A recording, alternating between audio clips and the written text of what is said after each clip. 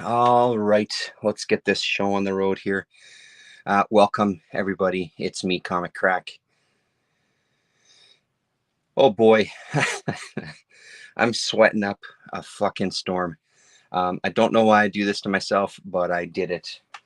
That took a long time to dig out all those books. I couldn't find a couple, actually. I'm sure they're around here somewhere, but fucked if I know where they are. So, nope, not there. Whatever. So this is, I did this last year. We talked about some of my top reads from my 500 comic goal hashtag that a bunch of people are doing this year, which was, first of all, let me just say that, like, last year there was a number of people that were doing it, but this year that number seemed to just grow exponentially, which was fantastic. It was great to see what people were reading. Great to see kind of what's out there and what's on people's radars. Always entertaining. Met a few new people on Twitter through this hashtag, which is great. Every year it's a blast, honestly. I enjoy, like many of us, I do have a job. I do have a day life, and it's fucking stressful as shit sometimes. So it's really nice to be able to have this to kind of escape into. So for the most part, let me just say that I loved everything that I read this year. I genuinely kind of enjoy most things that I read. It's got to be pretty fucking stinky for me to not at least find some enjoyment out of it, especially at this time. I know what my tastes are. I know what's going to work for me and what's not. So I tend to just stay away from the stuff that isn't going to work, because why waste your time? That said, I tried to put together some sort of a list of my favorite reads from this year. And as I was kind of going through my list, where's that paperwork? Hold on here. As I was putting all this together, and kind of plotting everything that I've read this year, I was making notes as I went through of what kind of, top 10, top 20, top 30, that sort of thing. I ended up with like 40 goddamn titles that I really, really enjoyed. And it was really hard to pare them down. I did pare them down a little bit. There are some honorable mentions, which maybe we'll sort of get to if I remember what all of them were. Things like 51, where's page number 1 here? 2, things like Norse mythology. I love Norse mythology. I think it's hello comic board. I love Norse mythology. I didn't feel it was necessary to include in the list because I talk about it highly all the time. That is the same with the Storyteller. I love the Storyteller series. I talk about it all the goddamn time. It didn't feel necessary to put it in here. Those are the two that jump out at me. Oh, the Killer Affairs of the State. Again, I feel like I've talked about that quite a bit, so I didn't feel it was necessary. But they're honorable mentions because I did enjoy those reads. So we'll sort of dive into it. One of the other things I did, which I tracked last year as well, I just sort of tracked some of the publishers. It was very, very difficult this year. This year, I read an absolute boatload of kind of independent, small press, indie stuff from the 80s, from the 90s, dipped into the 70s a little bit here and there, not as much this year. And then had a few kind of small press books as well too that I read, and those made up the majority of things. There was about 82 plus or minus different titles, not issues, but actual just titles, and then however many issues that title took up. Like Animal Castle, for example, was a 5 or 6 issue miniseries. So those ended up dominating the list. But when we look at kind of maybe some of the bigger publishers, again, for the second year in a row, DC comes out on top. And I think, again, I attribute that. I said this last year too, that I think I always considered myself these days maybe more of a Marvel zombie, and was kind of surprised last year to see the DC titles. Not as surprised this year, because again, like, I do read a bunch of Vertigo, I do read some Black Label stuff, so that's the majority of what that DC is. I just kind of incorporated everything under kind of the flagship of DC. So there's 27 different titles there. Again, plus or minus, because I'm sure I fucked up once or twice. Fantagraphics, and then their offshoots like Eros, because I did read a bunch of Eros comics this year. So 17 titles there. Marvel was 12. Dark Horse was 12. Aircell came out in a big way. I feel like Aircell and Harrier were my two kind of quote unquote discoveries this year, where I really kind of dove into them. I would say Caliber as well too, but I'm just kind of starting to get into more Caliber now that the hashtag is over. Ablaze, not much of a surprise. Only, well, I guess not only 6 titles. The Ablaze stuff that I get is in the graphic novel form for the most part. So they're kind of bigger collections. Image Comics 6, Last Gasp 5, and Archaea 5 as well too. So that's kind of the top 10 for publishers that I've started, that I kind of focused on this year. But like I said, there's just a snapshot of the different kind of companies: Starhead, Night Press, Mansion, Eternity, Power Comics, White Wolf, etc., etc. So, and that list was way, way bigger than this. I just listed a couple for the hell of it. Anyway, we want to see nerds. So here we go. Title, which issues rather, what was the publisher, and then just some brief notes that I had for myself just to kind of remind me of things. So we're not going to go in any kind of order from that list. I was planning this whole thing of breaking shit down and yada, yada, yada. Screw that. We're going to show some titles, and I'll just say a couple of words about them. Hey, Elder God, how you doing, man? Nice to see you. Welcome. You're just in time. We're just about to show kind of my favorite reads so far from this year. So we'll just kind of jump into it here. We'll start off with like graphic novel collections. And again, this is in no order whatsoever. Ballad of Sophie by Philippe Melo and Juan Cavia. Gus, why am I blanking on his username now? It's funny. G, anyway. G, mind the comics. G turned me on to this in one of his streams. He was talking about it. And I saw that there was, you know, as I do with some of the streams, one of the reasons I love watching the streams where I'm glad that did that for you there, Comic Board. I'm glad that helped you out there. I can't help it. It makes it so much fun to track that stuff. You know, I think that's also part of the fun of this hashtag. I like tracking my reading. I like seeing what kind of stuff. I love doing the list of the publishers just to see where my focus was on this year. You know, all of that stuff is really great. One of the reasons I love kind of following the people that I do on YouTube for comic stuff is that, especially within our kind of corner of the universe over here, where we know people from all across the globe, you do end up getting a real nice taste of different comics and different artists and different creators that just wouldn't be on your radar. And this was absolutely one of those cases. So when I watch the video, I usually have my phone out as well when I'm watching on my laptop and making notes and doing some research as I'm kind of listening in and commenting and things. So when I saw that Ballad of Sophie was also in English from Top Shelf, it was kind of a no-brainer. Did a search and the local bookstore had it. I loved this read. I thought it was really great. It was one of those stories, I think I said at the time too, while the story itself, while it sort of had some twists and turns, you could see them coming, but honestly, I don't feel that detracted from the story whatsoever. I thought it was an incredibly touching story, really moving at times. So that's kind of our first one here. I guess we'll stick with the Euro stuff. The Old Geezers. So these are from Ablaze. There's only 2 volumes in English now. I don't know how many volumes have been out total. I know that it's a real popular one. It's French, I believe. And I think they made a movie based on this as well.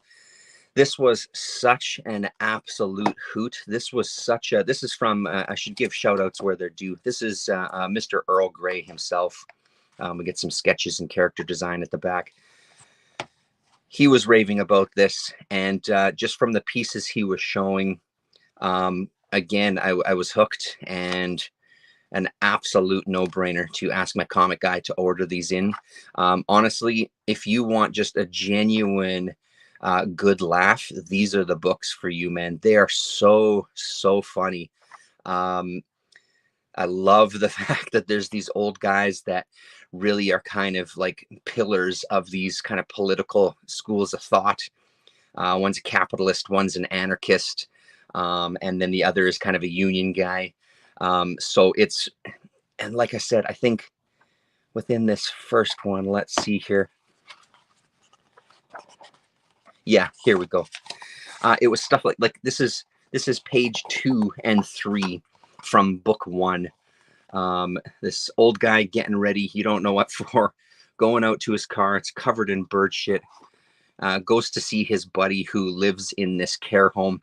And these 4 panels here of this old guy trying to get up out of the seat, honestly, had me in tears. I was laughing. I thought that the kind of movement of the character, you could really get the sense of it as he has his arms out. I mean, Jesus, who hasn't had a difficult time getting out of a chair every once in a while? So really, really good. And again, also genuinely interesting stories and characters that are developed and characters that have a life and have a history, and their interactions with each other. So I'm pretty sure this is pretty fucking easy to get your hands on. Honestly, yeah, I mean, everything, I'm going to stop saying it. Everything we're going to talk about in this video is recommended. So that's the Old Geezers, books 1 and 2 from Ablaze. Sticking with Ablaze, we have a title, A Man's Skin, another highlight for me. How did I hear about this one? I don't remember how I heard about this one. It might have been something that maybe I saw on the Ablaze website, and the art appealed to me.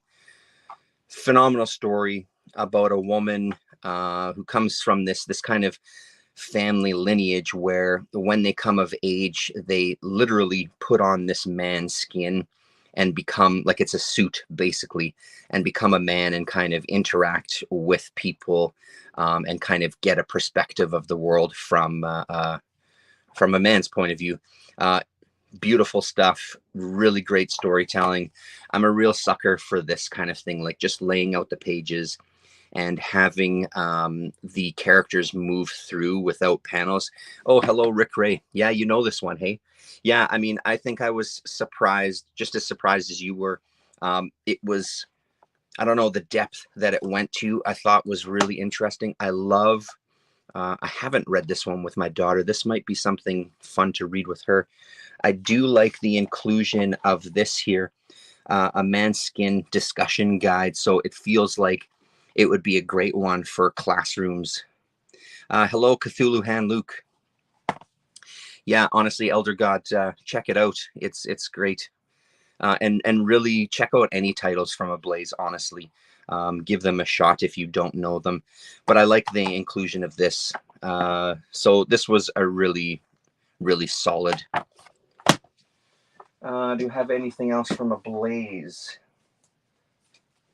No, sir, I don't. So let's move these out of the way. This is going to be the difficult thing for me, putting stuff back. We'll talk about this one. Initially, the art, initially felt the art was too sparse for me, but it grew on me. I hear that. I kind of liked the art right off the top, but I do totally understand what you're saying. I think with me, it grew on me even more as it went, as I got into the story. So again, not one to talk too much about. I've talked about it a lot. I've had this first book forever, and then these next three, these two came on sale at my comic shop around the corner there, and then he ordered in the new one for me. So I was able to finally, I'd read this one before when I first got it. I revisited it this year and read the entire series. I mean, dude, come on. It's Black Sad. I feel like you can probably find a million videos here on YouTube talking about Black Sad. Stellar storytelling. The kind of anthropomorphic animal characters can get tired for sure in some genres. Not at all with this one. I think it's really used well in this story. Again, the stories are incredibly engaging. Gore Vidal, I'm looking at you about when I talk about stories. Gore Vidal said at one point, what is it about stories that we, why are we so involved in them? And I've been giving that a lot of thought lately, actually.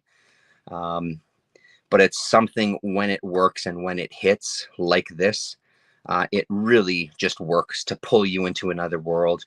I mean, I think ultimately it's to get perspectives from other people as we kind of float through the world in our own kind of bubble, in our own shell. Oh, sorry, I don't think I said. This is Dark Horse. Dark Horse Comics for these, for the one person out there that may be watching this that doesn't know. Let's move these out of the way. Man, oh man, too many damn books.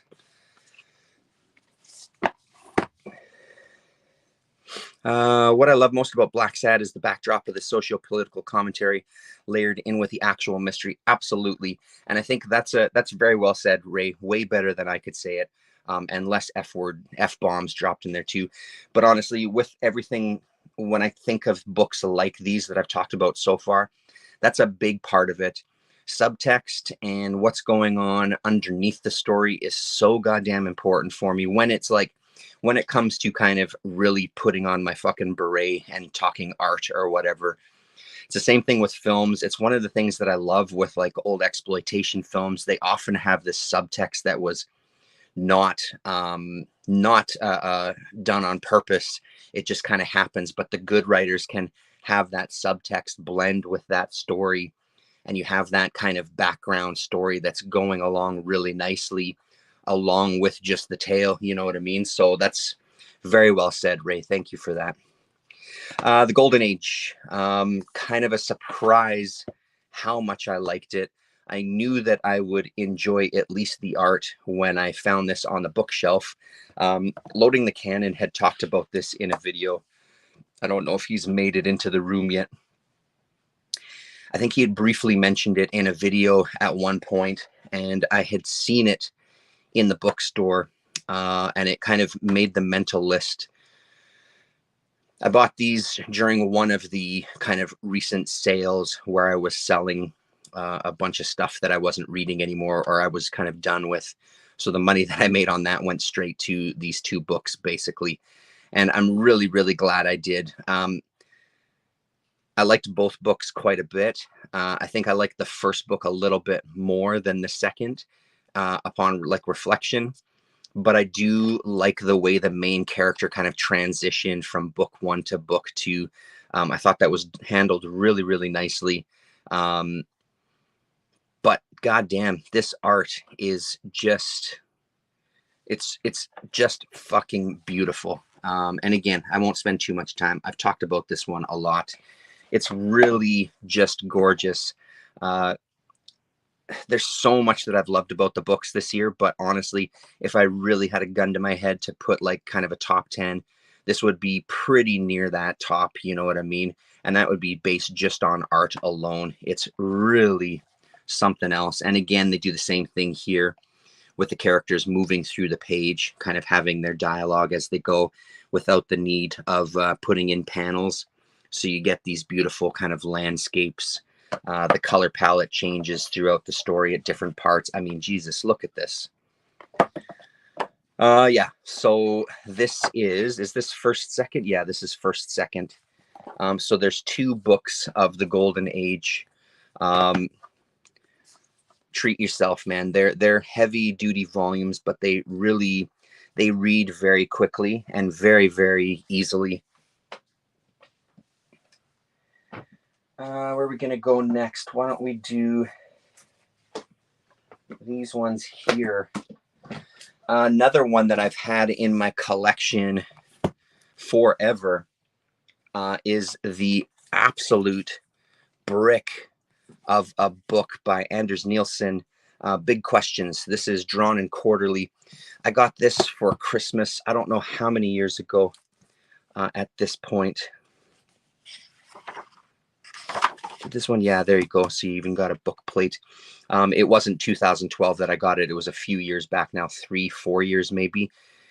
I sort of dipped into it. At one point, I had a couple of the single issues. Once I got this, I sold them off, which I sort of regret. I try not to regret getting rid of comics because what are you going to do about it once it's gone? It doesn't matter. Ultimately, I've still got the book. So it had just been staring at me on the shelf for a long time. And I felt it was time to read this damn thing. And honestly, I think one of the things that scared me about it was the absolute size of this thing and what appeared to me to be sometimes, at some points, the density. And I just honestly thought it just wouldn't be something that would appeal, you know. I think the art is beautiful and the story matches that. It's such a unique idea to kind of look at the world through this flock of birds with very few human characters, and just kind of really zeroing in on their world and having kind of these side stories with different creatures. It's an amazing piece of work, honestly. Even just flipping through it, it makes me kind of want to read it again.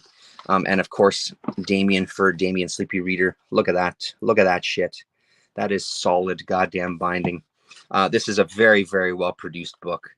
I don't feel scared at all to kind of do this with it. I would usually be a little more gentle for fear of some pages falling out. Don't jinx myself. Beautiful stuff. The art in the Golden Age reminds me of Avend Earl.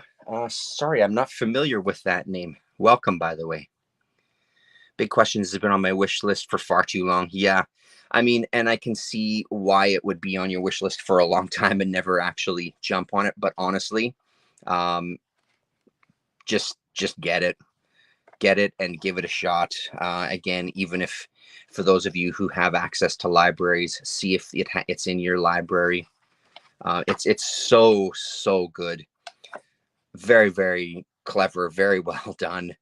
These moments, you get moments like this where there's like this stillness on the page. This isn't a dynamic pose kind of book. This is a very still,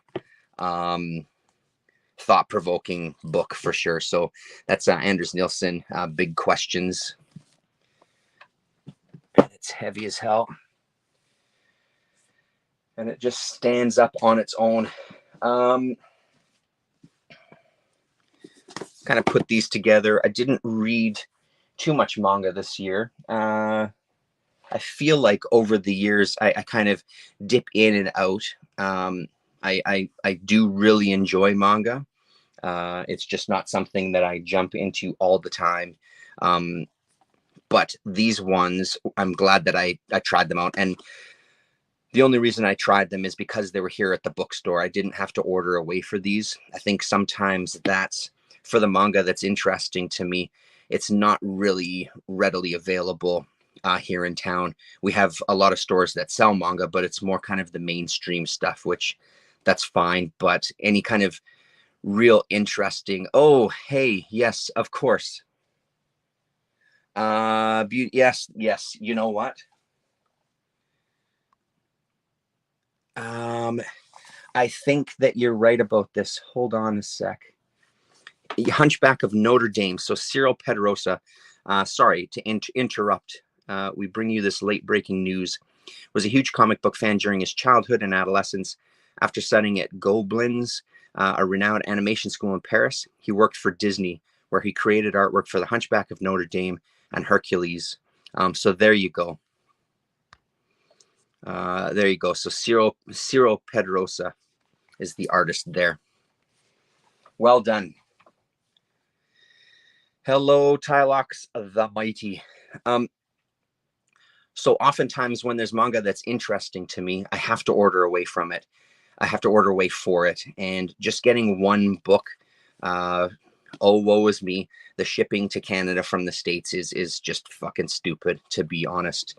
So I don't often do it. The main reason I picked these up is because they were local. They did catch my attention when I saw them online, saw them somewhere. This is a Fantagraphics one. This is Dementia 21.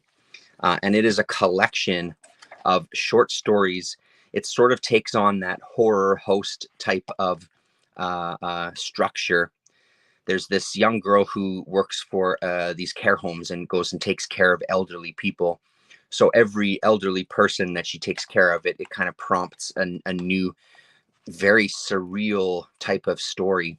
And some of them are a little disturbing, but they're all pretty funny, like sort of in this black comedy kind of way. This story here, this guy ends up growing teeth everywhere and can't stop smiling and kind of infects people. Here we go, like creepy shit like that. It was such a unique read. You didn't know what to expect story to story. The stories were all, again, they were all genuinely entertaining, like pretty well written. There was a couple of duds for sure, but I like the format. So this is recommended for sure. And I mean, that art is pretty fantastic too. So that was that one. And this one from Viz, book 1 of Orochi. Kazuo Umez. I believe this originally came out. Let's look here. I want to say it originally came out in the 60s, but I might be very wrong about that. Well, it's copyright 2006. I don't know. I feel like I had seen a date. Anyway, this is a riveting video, me looking through a book, looking for dates. Continues in volume 2. Beautiful, kind of basic, well, not basic, horror stories. Again, kind of a horror host, this Orochi, as she travels through these stories, ghost stories, haunted houses, that sort of thing. Beautiful stuff. One of the oftentimes criticized things about manga is that it's the sameness of all the characters. I get that, but there is something really enjoyable about that sameness and about the speed that you read it. It's such, I'm not saying anything groundbreaking here, but it's such a different reading experience, and I love that reading experience, to be honest. And I love the looks of this stuff. This is just beautiful. This is just beautifully illustrated stuff here. I'm kind of at a loss for words, to be honest. Just get it. I think, again, this was one from Earl Grey. Actually, I think Dementia 21 and this one were both Earl Grey recommendations. So that's Orochi and Dementia 21. Just a couple more graphic novels, then we'll go into like single issues and things. Not much to say about this one. I just spoke about this in one of my more recent videos. Alt manga is very accessible to us readers of underground comics. 100%, yeah. Drifting Classroom is very good, as is Cat-Eyed Boy. And I've been enjoying the drawn and quarterly collections of Yoshiharu Tsuge's short stories. Is this to me or somebody in the chat? No, I don't write or draw. I mean, I doodle and shit like that, but no, I've never written anything comics wise or drawn, anything like that. This was great. This was Vault Comics. Not much to say about it because that was just so recent. But out of new series, this is something that caught my attention for sure. Again, it was one of those where the story unfolding, while there was sort of, I don't know if they were supposed to be kind of big, oh my God, moments of surprises. There was some surprises that you could see coming from kind of a mile away. But again, it was an instant where that didn't bother me at all. I was really enjoying the journey. And sometimes with these books, I think that's the thing I would say about this, that just the journey through the story and getting submerged in the world that they're presenting to you is where all that enjoyment is. And again, it doesn't hurt when the art looks like these. I'll talk about it once again that I did in that video. These flashback sequences, I think the art is beautiful there. So that's the Rush. Again, not too much of a surprise here. This was honestly going to be an honorable mention, but I mean, how can I not have a moment to talk about Sandman related? So this is a mini series, Neil Gaiman, The Sandman, The Dream Hunters. This came out recently from DC Black Label, the collection I have. I'm just missing one of the single issues. This is P. Craig Russell adapting a Neil Gaiman story, so kind of like the Norse mythology. Incredible. I found out, actually, I don't know if I've talked about this.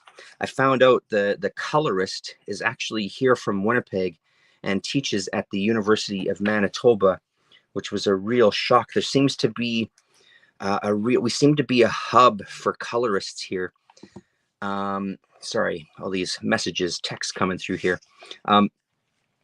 We seem to be a hub for colorists. I know a few people that worked for Digital Chameleon back in the day. So I'm sort of surprised, and I guess sort of not, but I don't know the gentleman. But another thing, it's not showing up on there. This is the book where it has that kind of real texture to the color.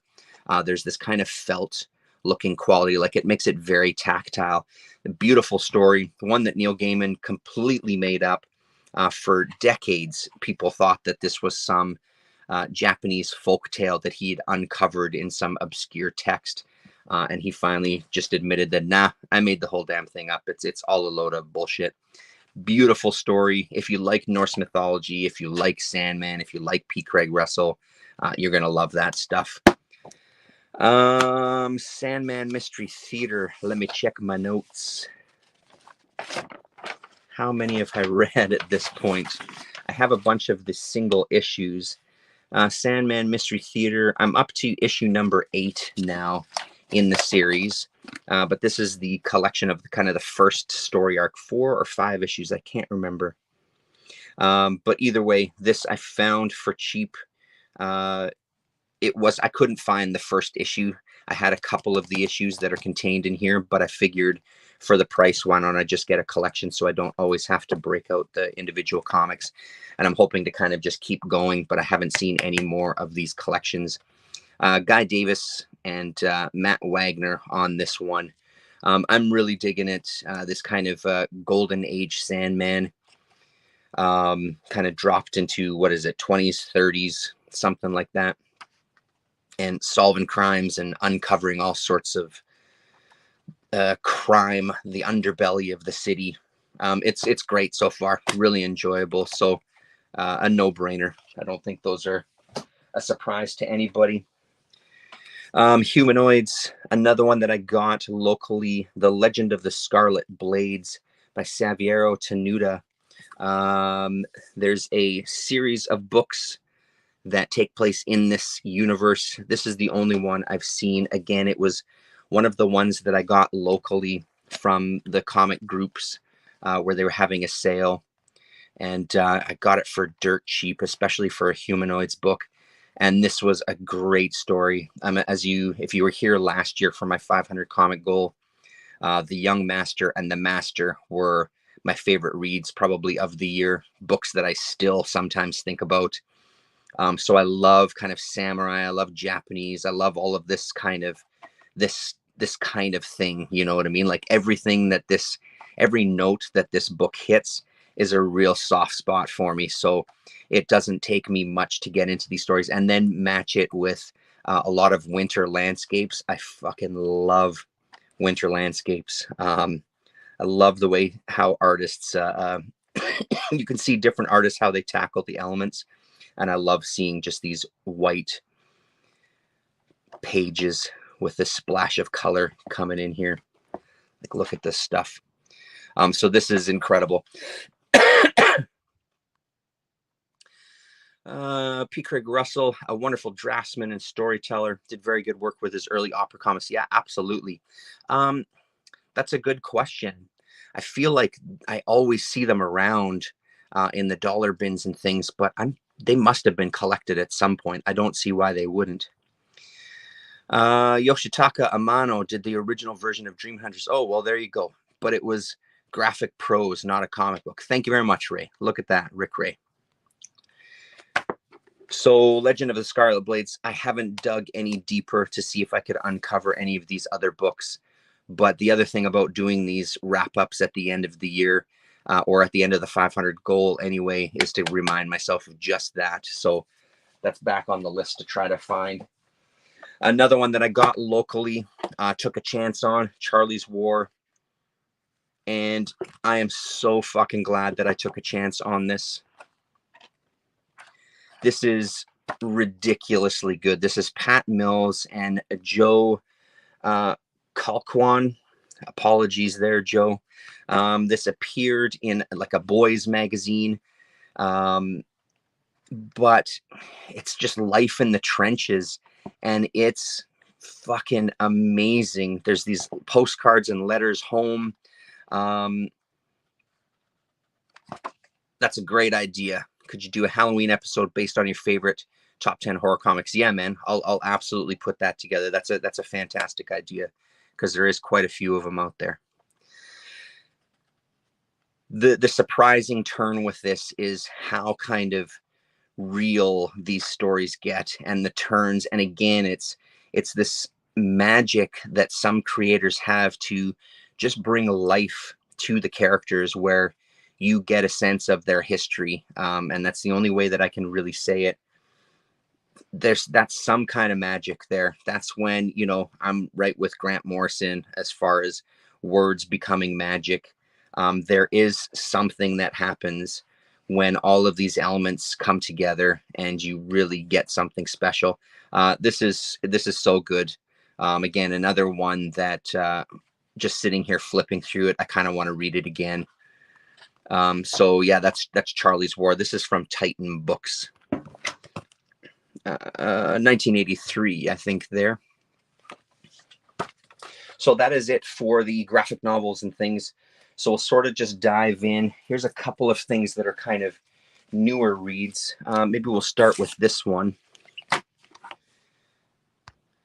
Alpha Flight, I have that issue. Yes, I that's the one Alpha Flight comic that I do have. I have it. And it's because of that exact thing, that pretty much blank pages. It's so ridiculous and kind of surreal. Yeah, I absolutely have that one. This one we'll talk about briefly. This was a surprise hit for me. There's another volume coming soon. I follow Salvador Sanz on Instagram, and he's been posting images, and some of the images have been from the new Mega. The draw for me here, the story is fun. The story is entertaining enough in a Godzilla destroying everything way. We're not talking depth here or anything, but it's the design of these creatures that completely amazes me. I don't think I've really seen anything like it. They're almost these giant walking structures, these buildings. Let's see if we can find a good... and again, I don't want to shit on the story, because the story is enjoyable. It's not that it's a chore to read it or anything. But the draw is like a Godzilla movie. The draw is seeing a bunch of giant fucking monsters destroying a city. Let's be honest. So here we go with some of the pages. I think we get... Yeah, here we go. They got glares all over the place, but hopefully That's coming out. It's amazing, kind of gothic, H.R. Giger kind of stuff here. And I like that this stone bot, which I hadn't heard of before this, glossy, magazine sized. What's the price point on them here? $7.99. But the thing is, you're getting a sizable book. So here we go.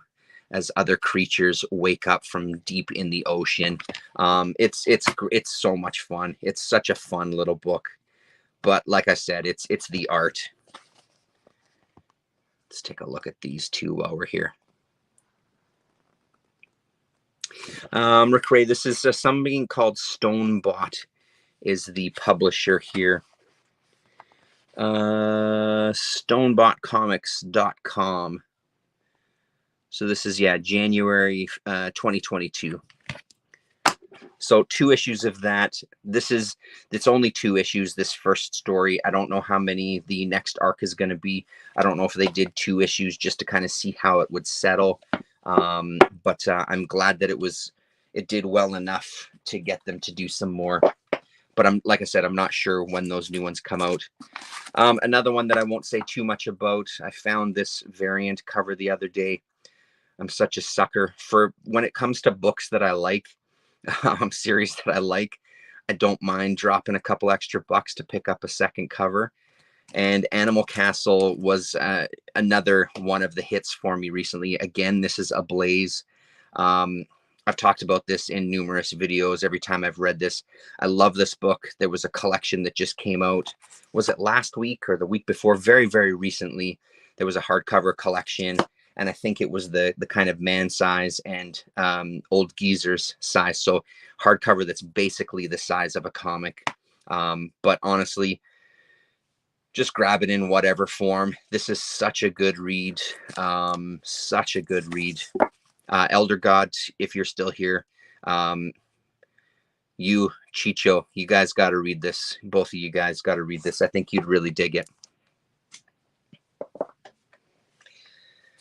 And then what had the book that I've said before, and I think Damien has said the same thing, this had no business being as enjoyable as it was for something that was based off of a TV show that I think my wife and I watched 1 episode and we couldn't get any further. I'm a huge fan of the anime. This series was so much fun, and I'm utterly shocked. The first one, I picked it up just because I just wanted to see what would happen, just to see what it was like, see what the art style was. And when I flipped through the first issue, this is the second issue, I think the best one of the miniseries here. When I flipped through and saw the art was pretty good as well too. It was just so much fun. This issue was the best when they go to this world where the air gets you stoned and everybody has this very laid back quality, and they start sinking into the ease of life when they're hanging out here and end up sitting on a porch with these old timers. It's so much fun. Like I said, I think this is the best issue of the 4. The other ones are good, but this is the highlight for sure. I'm really, really shocked, and I'm also very glad, and I hope it did well for them, because I wouldn't mind reading some more. That's the kind of stuff I would kind of add to a pull list and have no problem with. I'm not going to try to fight with that. Are you talking this one? The premise for this one? They're bounty hunters in space. So it was the anime is incredible. Yoko Kanno, I think, is the woman's name who composed all the music for it. It's a real mashup of like jazz and rock and all sorts of genres and country and etc. The music is top notch, probably some of the best music in a show. And it's a really, really good anime. Every single episode focuses on kind of a different character and a different villain that they're going to kind of have to try to apprehend. And then there's a kind of and then there's kind of an arc behind the story. I'm seeing now that maybe you're talking about Animal Farm, so I'm talking about Cowboy Bebop when you're talking about something else potentially. But yeah, no, that's fine. That's fine. So this one is well worth it. I realized halfway through that spiel that that's probably what you were talking about. So that's it for the new stuff. Now we'll jump into the kind of the last stack.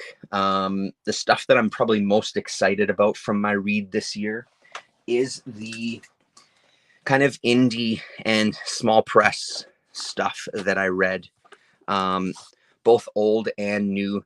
I feel like I really made a couple of, yeah, I apologize. There you go. Now you got another view of Cowboy Bebop when you're asking another question. The last year, I think the European stuff that I read a ton of it last year. I got my hands on a ton of European comics. That was really the highlight of my reading. I think that this stack is the highlight of my reading this year. I'm really finding a sweet spot with like 80s and 90s black and white boom stuff. There's a couple of kind of newer independent and small press stuff in this list as well too. But I'm really enjoying it a lot. One of the tops is absolutely Birth of the Bat. It's not over yet, Damien. As is usual, I can't shut up, and I've been talking like crazy. And there's actually a boatload of books that I focused on. So you've got the last stack here. Josh Simmons, I've heard the name a lot. I've seen his stuff all over the place. I don't own anything by him. This is the first thing that I own, and I don't think that there's a better place to start.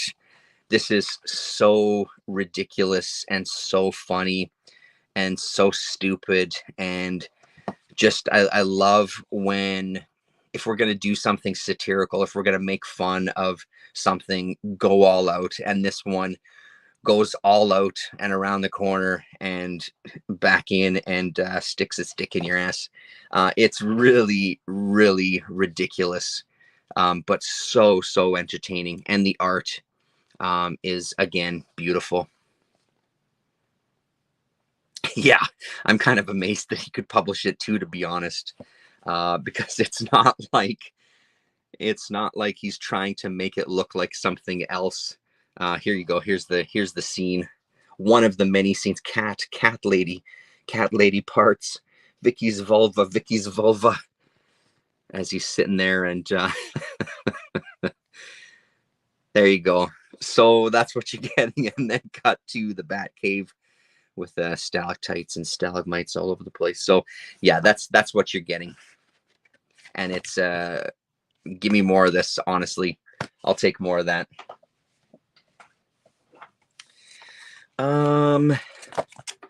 Let's go to this new stuff first. Another one. There's a couple here.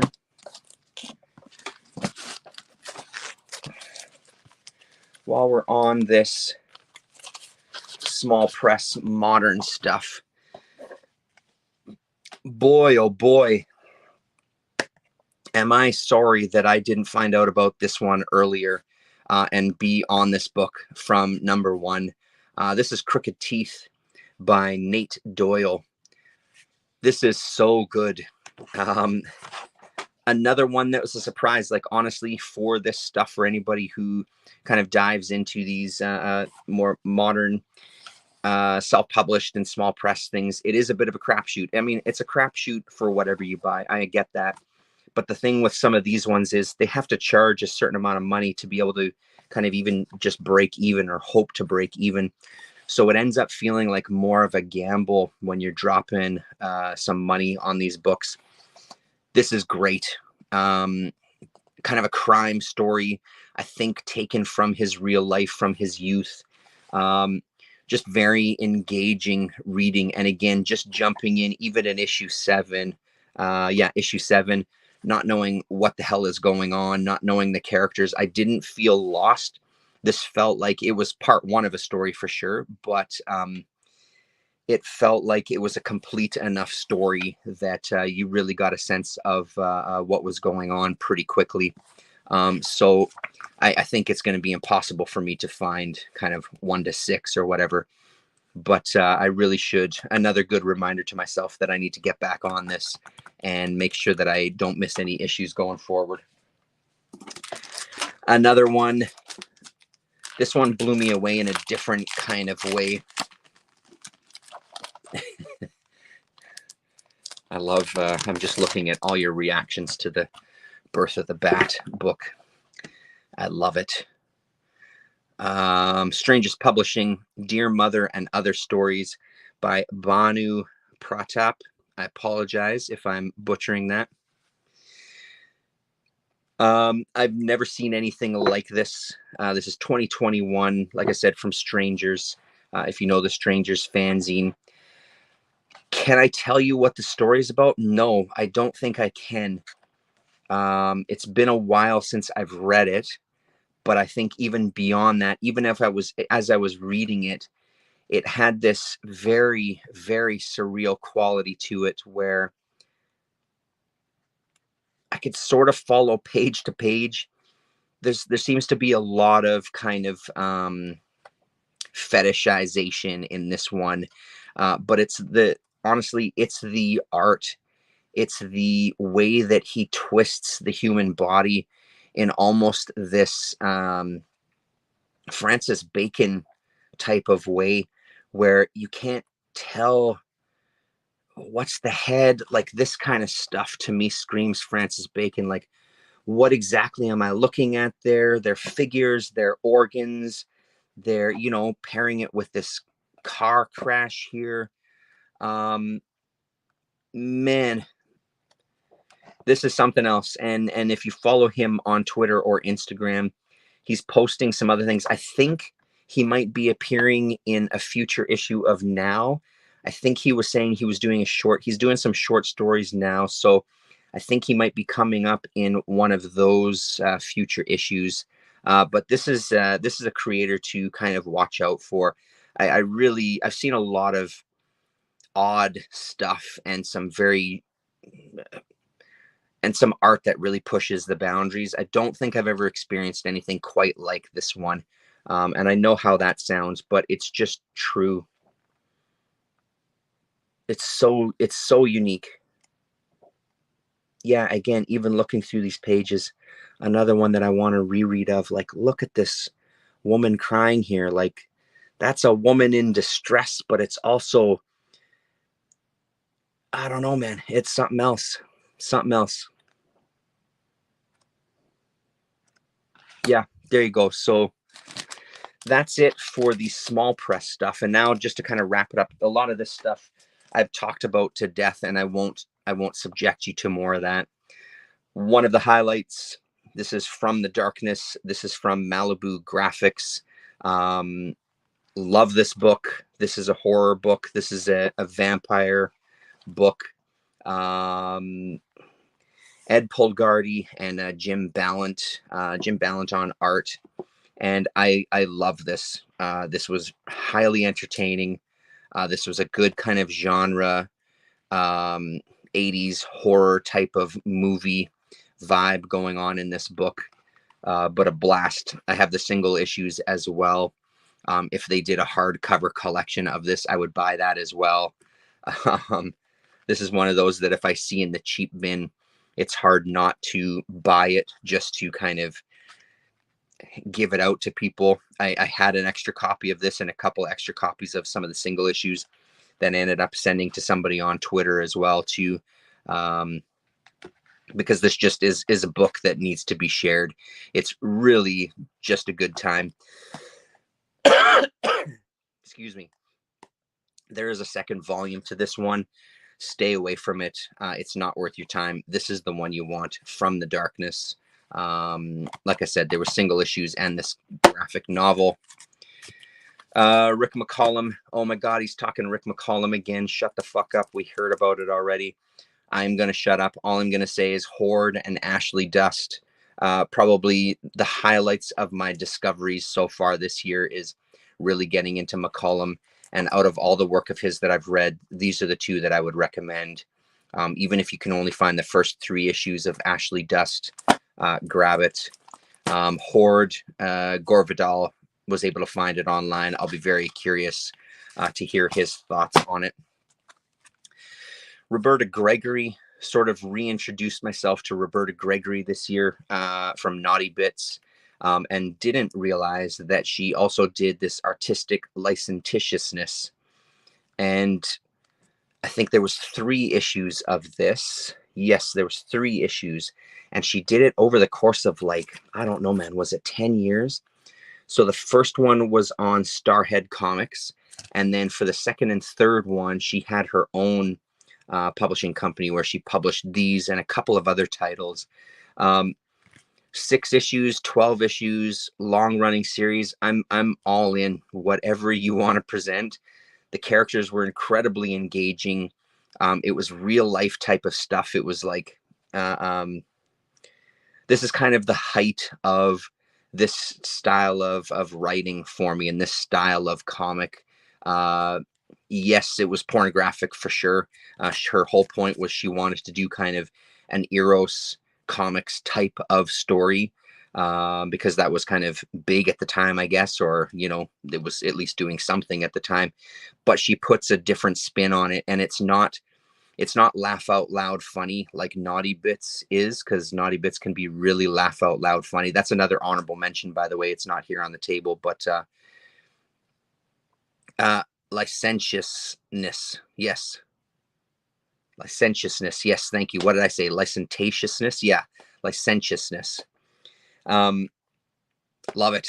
Really, really love it. And yeah, Naughty Bits, that first issue of Naughty Bits, again, had me laughing out loud. I couldn't believe it. And again, there's moments like this in here, but there's also kind of some really uncomfortable moments, and our characters, at least one of the characters, getting used to their sexuality and kind of making some realizations. And it just feels very real life, this thing. I read this digitally because I never thought that I would find any actual copies. This is from Eros Comics, and this is Young Witches, F. Solano Lopez, and Barriero's The Young Witches. 2 issues here, number 2 and 3 of a 4-issue miniseries. The story is great in that kind of 70s exploitation type of way. The art is fucking outstanding. Even holding these, I can't believe I found, Winging It is on my list actually to get. I might be picking that up really soon because I would love to read that.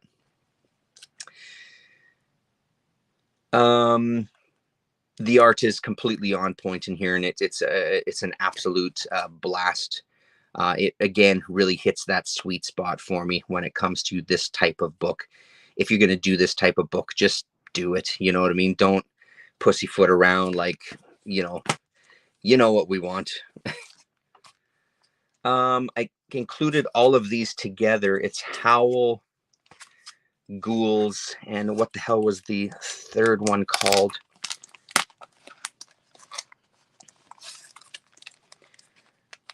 Completely blanking, even though I've almost got the book out of there. I put them all together in a bag because they're all reprints of 70s horror magazine. Yeah, Edgar Allan Poe. That's the other one. Again, I've talked about this a lot, but it's really, forget about subtext, forget about all that shit we were talking about with the other books, which I love. But sometimes you just want a comic, and the draw is this shitty reproduction throughout the whole thing that adds this extra dimension to an already fun read, like very basic horror stories. There's nothing to write home about here, but on some of the stories, the reproduction is just so bad that it muddies up the pages, and I kind of really dig that, to be honest. Damien and I have spoken about that before. I think we both got a book that was a reprint of older stuff, and he was like, Chicho's here. And he was like, it looks like they just scanned comics. and put them into a book. And I was like, yeah, and that's what I love about it. So it's the same kind of thing here. Yeah, Chicho, you missed Cowboy Bebop. It's right here. So there you go. I don't know if you know this series. This was a 4-issue miniseries from Titan that came out this year, I guess. Well worth picking up. It had no right to be as good as it is. It's a really genuinely fun little series. I would say that issue number 2 is the highlight of the 4 issues. This is a kind of peak, but the rest of them are a lot of fun. So if you haven't seen it, or if you find it somewhere for cheap, as you tend to with all your eBay hunting, check it out. I don't know if you've seen the show. The show was shit, but the comic was good. The anime is fantastic, but the Netflix show was just a hunk of garbage, or at least what I saw of it anyway. Yeah, you got to get them for sure. So another kind of amazing find for me this year. I've got the single issues of Warlock 5. I've got the graphic novel of Warlock 5. I've got the hardcover of Warlock 5. This is absolutely kind of top of my list for books that I've read this year. Part of the draw for sure was the covers alone on the issues. This is Gordon Derry and why am I blanking? Denny Beauvais. So this is Canadian stuff here, Chicho. Apparently, Colin and I have spoken about it. I've reached out to a guy on Discogs who claims that he owns the soundtrack cassette to this series, and I've tried to convince him that he needs to dub a copy for me or sell me his copy, but he ain't budging. This is an absolute blast. And again, that kind of 80s type of sci-fi movie vibe. In the collection here, they do recreate the covers. She's my favorite character by a long shot. But this art is really incredible. And at this point, I've read a bunch of Gordon Derry stuff, and he's pretty damn good getting you stuck into the world pretty quickly.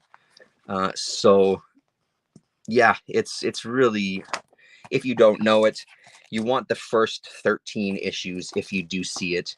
Beyond that, don't waste your time with. It's really not entertaining at all. There is sort of a conclusion in the hardcover book.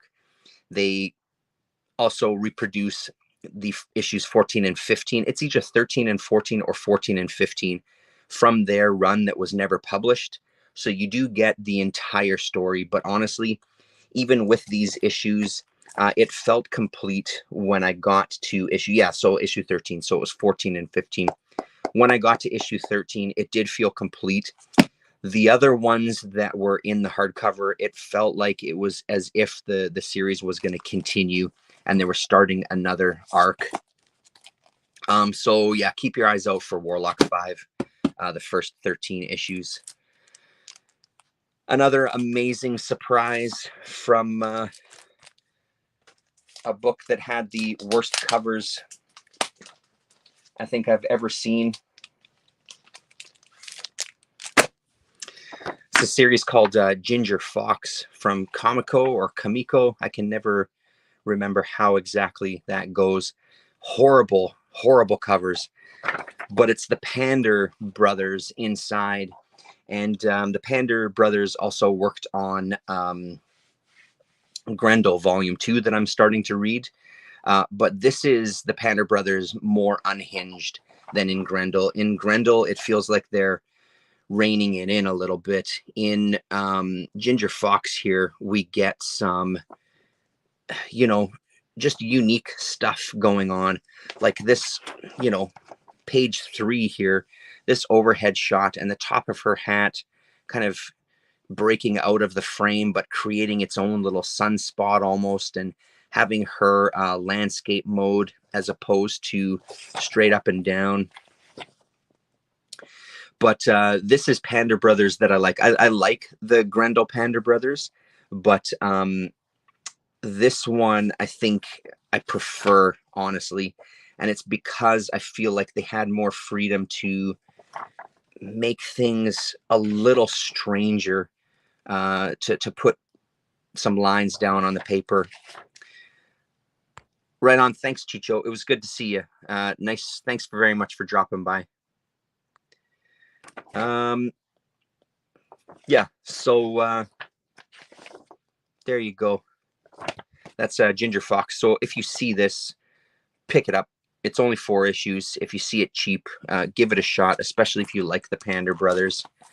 What do we have? We're on the last 5 comics here, and these are kind of, I would say, the highlight of my indie reading of the year. Some of the highlights, but probably nearer the top. One of the things I love about collecting these indies and doing these bin dives into 50-cent and dollar bins is that because there were so many people putting out books back then. Oh, I don't have a doubt about that at all. I'm sure they make a ton of money there. Oh, Accelerate. Yes, I've got that one. It's a Vertigo one. I don't think I ever finished reading the miniseries. Honestly, the story didn't grab me. I'll have to revisit it. That's a good reminder. Thank you for that.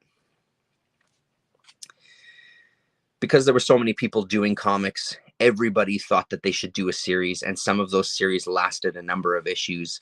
But man, the stuff that comes out of that is really mind-blowing. I think that I've seen more from this Macabre series on Lone Star, but they're asking like $11 American, $10 American for a single issue. So there must have been 5 of these printed, and they must have had some real high praise from people. And if the other issues are anything like this one, I can absolutely see why that would be. I talked about this in a video, but everything about this book really just hits its mark and adds to kind of the already creepy and intense story that's in here. But it's everything that comes out from this packaging that really adds to it, that you just can't recreate. You have to. The thing with this stuff is you have to do this legitimately to have that magic. I love these modern guys. I love Benjamin Marra. It's not a slam on them whatsoever. I think they're fantastic artists, and I love what they do. But there's something that you just can't capture unless you are these people making these comics that have to make these comics, that have to create some sort of art and are driven, but don't necessarily have the chops in the way that we might think about it. But all of that is praise as far as I'm concerned. I've never in the world of what the absolute fuck is this, the preservation of obscurity. I actually got in touch with the artist, and he was telling me that there was a second issue of this printed. I'm hoping that he still has copies, so he can send me. But I'm looking forward to hearing more from him, because I'm very curious what else he's done. But this is a bonkers comic. So another, if you can find this. The Saga of Elf Face. Again, it's just the draw for me here is the art. Again, this story, I would say, doesn't engage me like these other 2 do. This one is just amazing indie art. And I would say the same with this one. Tales of the Techno Mutant Warriors. 4 boobs and something that looks very phallic coming up from between her legs there. And then last but certainly not least, The Tale of Maya Ram. And we'll open this one up. We've looked at it again. We've looked at it before, but since it's the last book of the night, we'll look at it again one more time. Another Air Cell title. Here's our old broad, the star of the show. Gorgeous art. I should keep this one out actually and do some more searching for the artist to see what else they've done. Let's get some credits here. Written and illustrated by Sam Dixon, and that is 1988. Look at this. Yeah, me as well. And I've always kind of enjoyed them, but I really feel like I've really grown to appreciate them more this year. And I think it's just because of I've just come across so many of them recently. I don't know if that's because I'm just more focused on them, or if there's just more out there. Maybe people who had these have passed on their collections, and they've just kind of made it out into the world. And I've just started to pick up on it a little more. But they're incredibly rewarding. New comics are rewarding. Comics are rewarding all over the place. Doesn't matter where the hell they're from. So that is it. Not a top 10 list or a top 20 list, but I think, a top 40. We did a classic top 40. What can I say? So I'm still doing the hashtag. I'm past 500 now. I think I'm at like 510 or something like that. Yes. His lawyers aren't cheap either, though. That's the thing. So I'm still going with the comic tag, but this kind of wraps up the 2022 500 comic goal for me this year. It was fun. I encourage anybody who's interested, jump onto it. Even if you jump onto it now, it's literally a hashtag on Twitter, and you just kind of post what you've been reading. It's really great just to get an idea of the kind of stuff that you're interested. I mean, we all know what our interests are, but it's another level to see it kind of spelled out in front of you. the areas that you end up focusing on within your reading and collecting. So I'll stop now. Thanks very much. It was great to meet you all. Xian Font Thomas, I apologize if I'm pronouncing that wrong or butchering that, but it was nice to meet you. Thank you very much for hanging out with us. Come back anytime. Comic Board, thank you very much. Damien, Sleepy Reader, Chicho, thanks. Elder God, Rick Ray, always great to see you. Thank you very much, everybody, for coming to hang out with me tonight. And we'll talk to you.